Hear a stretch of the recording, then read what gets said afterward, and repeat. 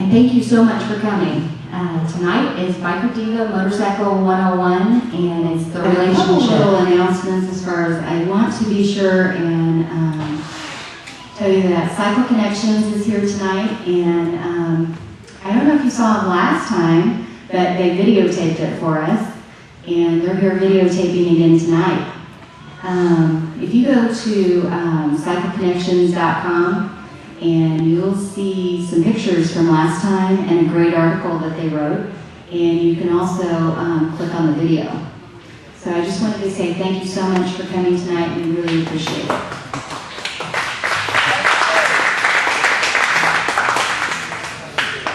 In addition, the food that you're eating is from Italian Delight, and they're in Mission, and they're a great little deli, and they are really awesome. So we appreciate having Italian Delight here tonight. Yeah, they are good customers of ours, and we just really appreciate them. So I want to be sure and introduce you to our service team and the service manager. This is Mike, and he's going to tell you introduce his team and then take you to the back. Cool. How's everybody doing tonight? Good. Hopefully you're enjoying everything. So I just want to give a quick shout out to our team here. Some of these guys have been here for a good amount of time, and they're awesome technicians. We got Nick Skillett up here. He's our service rider. Joined us this year. We got Matt Bush, been here 8 years, awesome technician. Kurt Hillman back here, 23 years, great technician. Ken Gay, 28. And we got John Bray over here doing this 4 years. So we have a lot of experience all put together. We have a good time when we do professional work and really enjoy our jobs working here at Shawnee Cycle Plaza. So I think today we're going to go back to the service department. It's a bit of a journey, but we'll make it back there and show you ladies what it's all about on the lift and give you some pointers and different things you should be looking for on your motorcycle. This is our infamous Rebel 250 that you guys have seen probably last in the Biker Diva. And its maintenance schedule is 600 miles like most manufacturers, and that would be Kawasaki, Yamaha, Honda, other brands also. And that means that the first service would be 600 miles, and we go through a lot of system checks. And some of the most important checks on there would be oil and filter change and checking your air pressure and adjusting your chain and all those things we'll tell you about. And after that, they go through about every 4,000 miles. And if you don't meet your criteria for 4,000 miles, you should at least get your oil changed once a year for contaminations and get a good clean oil change in there. Some of the tips that you guys can follow definitely at home, the things we can do, and one of the most important things for tire life, since you see a lot of uneven tire wear, different variations of that, or poor handling in a bike, a lot of it comes back to tires. And tires don't last as long like on a motorcycle like you do with a car. Tires on a bike last an average 7,000 to 10,000 miles. With a car, you're going to get 40,000 to 60,000 miles out of it. So it's really important to keep a good close eye on your air pressure. If you don't know where your air pressure is located, most bikes and their manufacturers are located here on the swing arm, and they'll actually tell you what our tire pressure should be in the bike. I wouldn't follow the tire pressure actually here. If you can't see it here, they'll also tell it in your owner's manual. Some of the ways to check tire pressure, you've probably all seen your basic tire gauge here. And on a motorcycle, it's pretty difficult to get in there sometimes with the gunner here and trying to check it. It's kind of awkward. So that's why we recommend go with the hose style. Not only on this hose style, you can get in there in a tight space, and then also it'll keep your pressure here on your gauge, and you can release it with a button, so you can actually pull up and look at it. These are all tips to go back to keeping that tire life as long as you can. It's going to help the handling. It's going to put money in your pocket if you guys keep an eye on that pressure. So with all, what's that? Well, we have one here soon. I think it's about $15 a Bike Master one.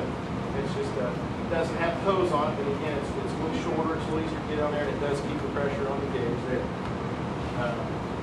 As far as if you're doing any of your own maintenance and the oil that we use here, a lot of people think oil's oil, just put whatever you can in there in the bike and it'll work fine. Wrong. You need to have motorcycle grade oil. Automotive oil contains friction modifiers in there, which could possibly glaze over your wet clutch application here. These clutches are inside the crankcase and also shares the same oil as your engine oil. So if you were to put automotive oil in there, you have a chance to risk of possibly burning up your clutch. So that's why, if you're curious about oil, any motorcycle grade 10W40 oil would work fine in most of all your bikes. That's something that's a big question I always come across is what type of oil you put in bikes. That's where you can deal with that. Will you request a certain brand of oil here? Absolutely, absolutely. We use Castrol 1040, and that's our bulk oil, and it's just the same as a Honda, Yamaha, or Kawasaki oil. They also offer a semi-synthetic oil, which would be obviously semi-synthetic with a petroleum blend, which is also okay for your bike, but I would probably recommend getting at least a few thousand miles on your bike before you would put something like that in there for the wet clutch application. You can also go to a full synthetic. It's not highly recommended. I know a lot of people talk about that, especially in their automobiles for the extended life. Yeah, you can get a few more miles out of it, but it is going to be about twice the amount as far as a quart. This runs about $6 a quart. Synthetic oil will go from $10 to $15 a quart. So I usually recommend sticking with the good petroleum stuff and not the synthetic necessarily.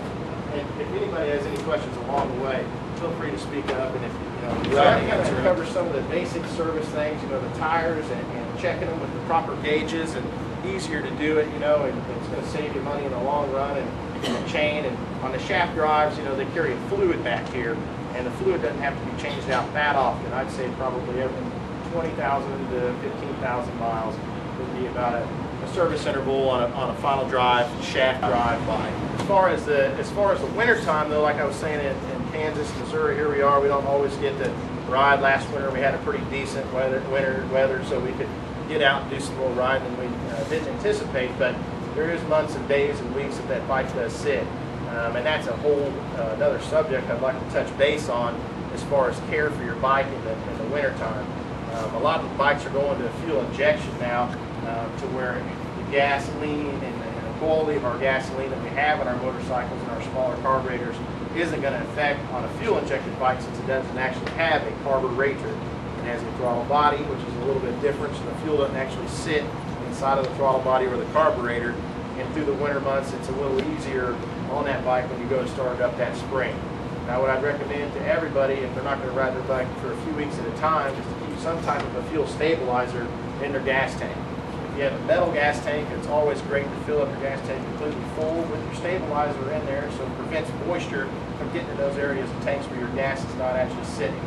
And run the bike so it actually gets through the fuel system and not just sit in the tank. That'll also help. With the carbureted models, it's going to be a little bit more difficult when a bike sits. We're starting to see it more and more just because of the quality of fuel that we have. So the care for wintertime has become more and more important to take better care of it. Stabilizer, any type. This is Startron enzyme fuel treatment.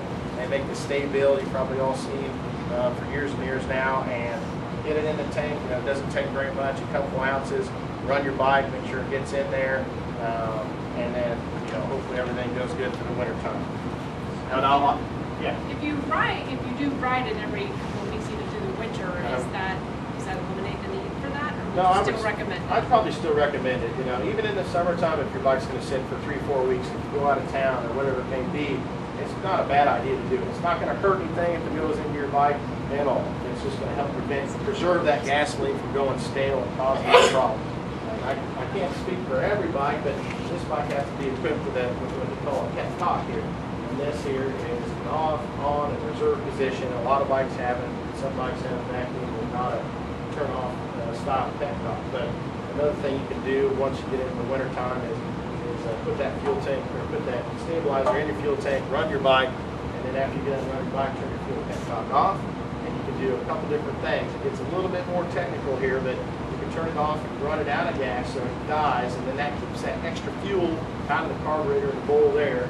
And also, if you're capable of it, I kind of pointed out there's a small screw there, and I don't recommend just diving in. You might ask or come by sometime. On the bottom of your carburetor there is a drain screw. You can actually back that screw out, and it'll drain that extra fuel out of your carburetor and help prevent also. It's one of the same as running it out of fuel also, but those are some. At that point, when you go to ride it again, you just flip to your reserve then? Well, you wouldn't flip to your reserve, but you're on. Oh, okay. In your on position, yeah. Yeah, okay. Absolutely. And then, it might take a second for the fuel to get built back up in the carburetor, but it will start it. One thing I didn't grab here in front of me, and it's a great idea, is battery care. batteries on motorcycles, unlike cars where they have a different charging system with an alternator